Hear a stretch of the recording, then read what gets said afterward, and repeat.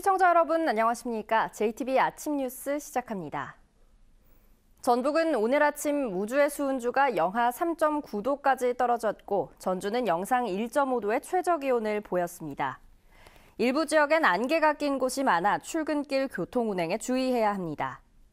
낮부터는 기온이 크게 올라 일교차가 10도 이상 벌어지겠습니다. 낮 최고 기온은 전주와 익산 11도, 남원 12도 등 9도에서 12도로 어제와 비슷하겠습니다. 미세먼지 농도는 보통으로 예보됐습니다. 내일도 대체로 맑은 가운데 일교차가 크겠습니다. 아침 최저 기온은 영하 5도에서 영하 1도, 낮 최고 기온은 10도에서 13도가 예상됩니다.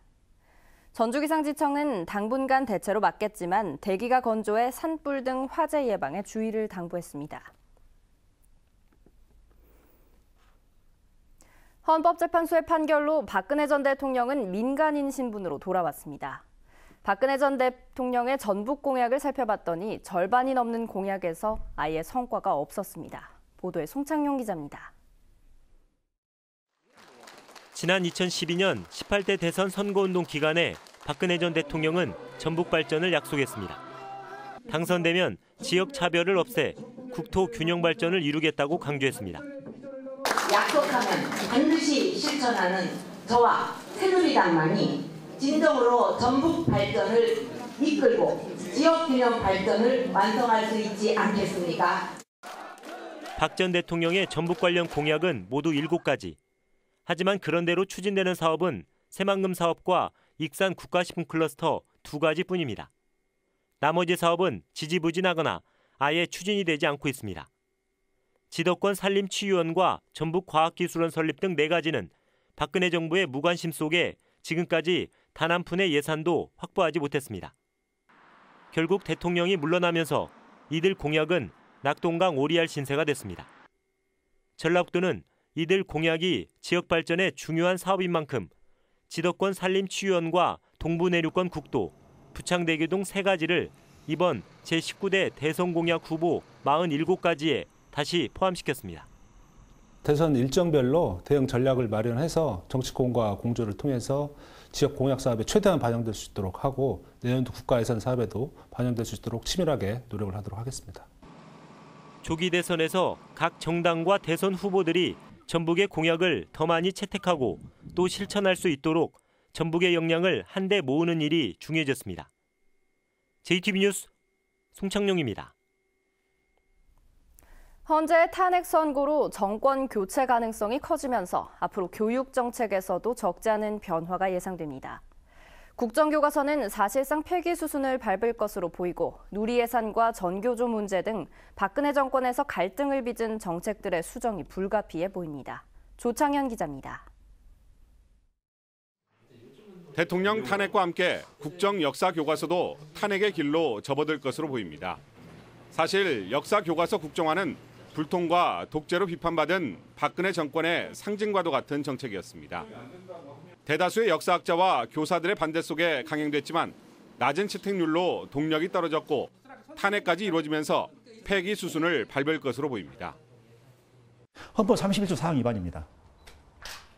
교육의 정치적 중립성. 이거 위반이에요. 국정교과서는 국정교과서 때 국자가 국가잖아요. 근데 이건 국가교과서가 아니라 정권교과서였잖아요. 2년간 갈등을 빚어왔던 누리 예산도 해결될 가능성이 높아졌습니다. 대선 주자들이 무상보육의 국가 책임을 공약하고 있는 만큼 새로운 정부에서 추경을 통해 예산 배정이 이루어질 것으로 전망됩니다. 법의 노조인 전교조의 합법화와 전임자 해고 문제도 차기 정권이 풀어야 할 중요한 과제입니다. 정부의 행정명령으로 가능한 만큼 전교조는 빠른 해결책이 나오길 기대하고 있습니다. 박근혜 정권 하에서 시행령에 의해서 전교조를 법의 노조로 했거든요. 그래서 행정명령으로도 충분히 정권 교체되면 전교조 법내로 들어갈 거라고 보고요. 교육 여건을 무시한 소규모 학교 통폐합과 졸속 추진된 교육과정 개편, 예산을 무기로 한 지역교육청 윽박지르기 정책 등도 제동이 걸릴 전망입니다. 이와 함께 대학 정책 가운데서는 정부가 일방적으로 몰아붙였던 국립대 총장 선출 방식이 현행 간선제에서 직선제로 환원될 가능성이 높아 보입니다. JTBC 뉴스 조창현입니다. 조기 대선 날짜가 5월 9일이 유력해지면서 정당의 경선도 윤곽을 드러내고 있습니다. 경선이 곧 본선이라는 민주당의 경우 치열한 접전이 예상되는데 일반 시민들도 경선 투표에 참여할 수 있습니다. 김철 기자입니다. 더불어민주당은 오는 22일부터 경선 절차를 밟습니다. 오는 22일에 첫 현장 투표가 열리는데 권리당원은 물론 민주당 대선 후보를 뽑겠다고 신청한 일반 국민들이 현장 투표를 할 수 있습니다. 현장 투표 하루 전인 21일까지 민주당에 신청서를 내면 일반 국민들도 누구나 소중한 한 표를 행사할 수 있습니다. 전북의 현장 투표소는 전주와 익산이 2곳씩, 나머지 12개 시군은 각각 한 곳으로 모두 16곳입니다. 25일과 26일 이틀 동안은 현장 투표에 참여하지 못한 선거인단을 상대로 ARS 투표를 펼칩니다. 이어 27일에는 광주에서 대의원 현장 투표가 열립니다. 민주당은 ARS와 지역별 현장 투표를 거쳐 다음 달 3일에 대선 후보를 확정합니다. 국민의당은 현장 투표 80%, 여론조사 20%라는 비율을 확정했습니다. 오는 25일 광주 전남 경선을 시작으로 26일에는 전북에서 경선을 치릅니다. 최종 후보는 다음 달 5일에 발표됩니다. 바른정당은 오는 19일 광주를 시작으로 모두 4차례의 권역별 토론회를 엽니다. 바른정당 경선은 국민정책평가단 투표 40%, 당원 선거인단 투표 30%, 일반국민 여론조사 30% 룰에 따라 오는 28일에 당 대선 후보를 확정합니다. 자유한국당은 19일부터 전국 주요 도시를 순회하는 국민면접 방식의 토론회를 연 뒤 31일에 대선 후보를 확정합니다. 이에 따라 각 정당의 대선 후보 확정 날짜는 바른정당이 오는 28일로 가장 빠르고 이어 자유한국당이 오는 31일입니다. 민주당은 다음 달 3일에 후보를 발표하지만 1위 후보가 과반에 미치지 못하면 결선 투표를 치른 뒤 다음 달 8일에 확정합니다. 국민의당 최종 후보는 다음 달 5일에 드러납니다. JTB 뉴스 김철우입니다. 최신형 무인 공격기 그레이 이글이 군산 미 공군기지에 배치됩니다. 북한 상공에 침투해 지휘부를 포함한 핵심 표적에 정밀 타격까지 가능하다고 합니다. 김진형 기자가 취재했습니다. 최신형 무인 공격기인 그레이 이글이 군산 미 공군기지에 배치됩니다. 그레이 이글은 길이 8m, 날개폭 17m의 중고도 무인기입니다. 한국 상공을 최대 30시간 동안 최고 시속 280km로 비행하며 고화질의 감시 능력을 통해 북한군 동향 정보를 수집합니다.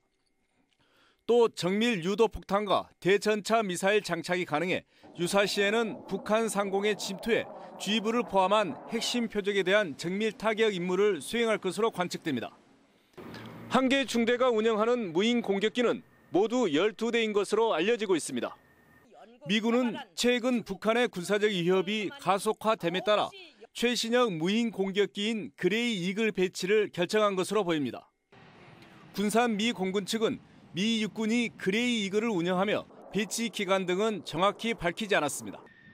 그러나 그레이 이글 도입으로 군산이 군사적 전략 기지가 되는 것은 아닌지 우려가 나오고 있습니다. 오스프리라는 전투기도 와서 해병대 무기도 훈련하고 있고 이번에 미 육군에 이런 무인 정찰기 폭격기가 온다는 것은 전쟁이라는 유사시 발생했을 때 큰 피해가 바로 이곳에 집중될 수밖에 없다는 우려를 갖고 있습니다. 최신형 무인 공격기 배치가 북한의 잇따른 미사일 시험 발사와 사드 배치 등과 맞물리면서 군산 미 공군 기지를 중심으로 긴장감이 감돌고 있습니다. JTB 뉴스 김진영입니다. 전주 시내 쓰레기 수거가 2달 만에 다시 차질을 빚고 있습니다. 쓰레기 시설 주민지원금 지급 등을 두고 주민들과 전주시 의회가 대립하는 탓인데요. 해결의 실마리를 찾기가 쉽지 않아 보입니다. 권대성 기자입니다. 전주의 도심 상가 골목. 소각장으로 가야 할 쓰레기 봉투들이 미처 수거되지 못한 채 쌓여 있습니다. 소각장에서 주민 감시원들의 반입 검사가 지난 10일부터 엄격해졌기 때문입니다. 수거 차량들이 반입까지 2-3시간씩 기다리면서 수거를 제때 못하는 겁니다. 수거는 좀 차가 회전이 돼야 되는데 여기서 묶여 있어 버리니까 수거를 못하죠. 전혀 못하고 있는데. 한 달간 이어지다가 지난 1월 초 잠잠해진 전주 시내 쓰레기 수거 차질이 2달 만에 재현되고 있습니다.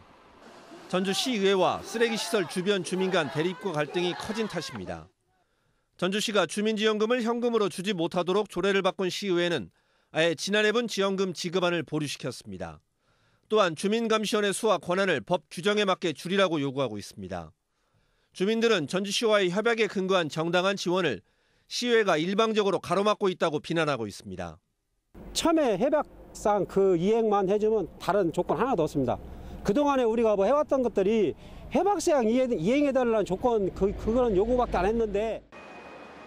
시의회는 쓰레기 시설 운영에 있어 전주시에 꾸준히 개선을 권고했는데 손을 놓고 있었다면서 전주시를 압박하고 있습니다. 우리 전주시의회에서 제기한 문제점 12가지가 한 개라도 해결되지 않으면 전주시의회 의견은 전혀 현재까지 바뀌지 않았다는 말씀을 다시 한번 드리겠습니다. 시의회와 주민 간 대립이 불거진 지 넉 달째. 전주시는 부랴부랴 시장이 주민 대표를 만나는 등 해결책 찾기에 나섰습니다. 하지만 중간에서 이러지도 저러지도 못하면서 쓰레기 수거 차질과 불편은 길어질 것으로 보입니다. JTB 뉴스 권대성입니다. 수억 원대 급식비를 빼돌려 파면됐던 사립학교 교장이 최근 복직한 데 대해 김승환 교육감이 필요한 조치를 강구하겠다는 의견을 밝혔습니다. 김 교육감은 현행 법률 체계 하에서 해당 학교장의 복귀를 막을 장치는 없지만 도덕적 비난 가능성까지 없어진 것은 아니라며 해당 학교가 정상적인 운영이 어려울 정도의 상황이 발생하면 교육청 차원에서 가능한 모든 수단을 동원해 필요한 조치를 취하겠다고 밝혔습니다. 전북교육청은 최근 사학법인이 논란이 된 교장을 임명하고 승인을 요청하자 절차적 문제가 있다며 반려한 상태입니다. 현장 실습을 나간 여고생이 스스로 목숨을 끊은 사건과 관련해 여성 관련 단체들이 공동 성명서를 발표하고 일하는 여성들이 안전하게 일할 권리를 보장할 것을 촉구했습니다. 이들은 이번 사건이 여성 노동자를 소모품 정도로 여기는 여성 차별과 이윤만을 노리는 기업의 노동 착취에서 발생한 문제라며 더 이상의 비극이 발생하지 않도록 진상조사를 철저히 하고 여성들의 노동이 존중받는 사회를 만들어야 한다고 주장했습니다.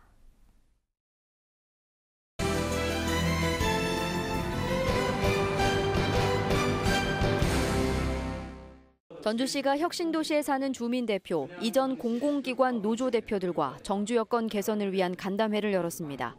전주시는 혁신도시 시민불편 해소 전담팀 운영 등 정주 여건 개선 대책을 마련하기로 했습니다. 특장차 생산업체인 천하와 화인 특장이 김제 백구 특장차 단지에 입주하기로 협약했습니다. 김제 씨는 이들 기업의 투자가 마무리되면 30여 개 일자리가 만들어질 것으로 기대했습니다. 완주군이 전국 시군 가운데 처음으로 주요 농산물의 재배 의향을 조사한 결과 벼, 배추, 무 등 10대 주요 품목 생산액이 978억 원 규모로 예측됐습니다. 이번 조사 결과 완주에서는 올해 수박 재배 면적이 22.7% 줄어드는 것을 비롯해 벼, 배추, 마늘 면적은 감소하고 딸기는 6.3%, 양파는 1.3% 증가할 것으로 전망됐습니다.